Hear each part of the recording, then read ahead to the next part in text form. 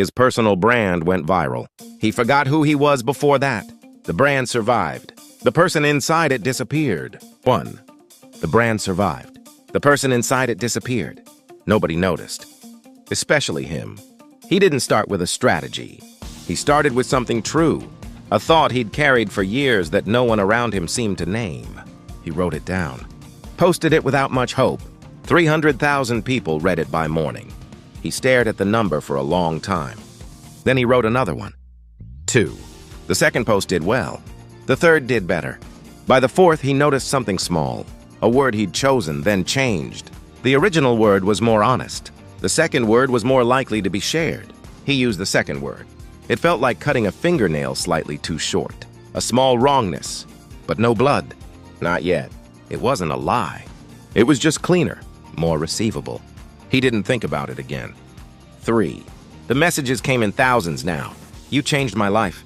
I've been waiting for someone to say this. Please keep going. He noticed when engagement dropped. He noticed the exact hour, the exact post. He studied what had gone wrong. He fixed it. The audience never saw the fixing. They only saw the version of him that worked. He noticed something else. He hadn't said anything new in weeks. 4. There was a night he remembered it exactly when something happened that mattered to him. Not to the brand, to him. He sat at his desk for an hour, opened the draft, typed 3 lines, read them back, deleted all 3. The post would have been true. It would have confused the audience. It didn't fit the thing they'd come to expect. He closed the laptop. He told himself he'd write it later. He didn't write it later. He never wrote it. 5. A journalist asked him once, "What do you actually believe that you haven't said yet?" He smiled, gave an answer the brand would give. The journalist wrote it down, published it. 30,000 people shared it. He read it back that night. He could still speak. He just couldn't surprise himself anymore. 6. He knew a man who had never built a brand. No audience, no strategy. He said the wrong thing at dinner. Changed his mind publicly. Contradicted himself without noticing. He used to pity him. Standing in the bathroom of a conference room reading the speech. He was about to give the speech. That would perform exactly as designed. He thought about that man. For the first time in years. He couldn't remember the last time he'd said something he wasn't sure about. 7. The brand was not a mask. That's what made it hard. A mask you can take off. This was something else.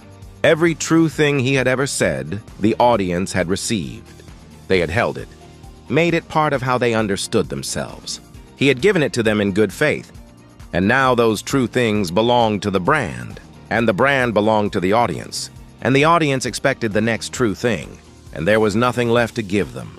Because the man who had produced those things, the confused, unpolished, unstrategic man, had been slowly edited out for clarity, for consistency, for growth.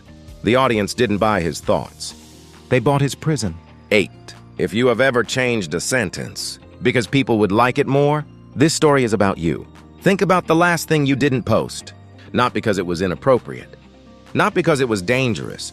Because it didn't match the version of you that the people who follow you have come to expect. That gap between what you said and what you didn't. How wide is it now? When did it start? 9. He still posts. The numbers are larger than ever. He is very good at it now. At what price does recognition become obedience? Which invisible owner has taken the most from you? Look at your calendar or look at your screen. Tell me who is reading this right now? You? Or the thing you built?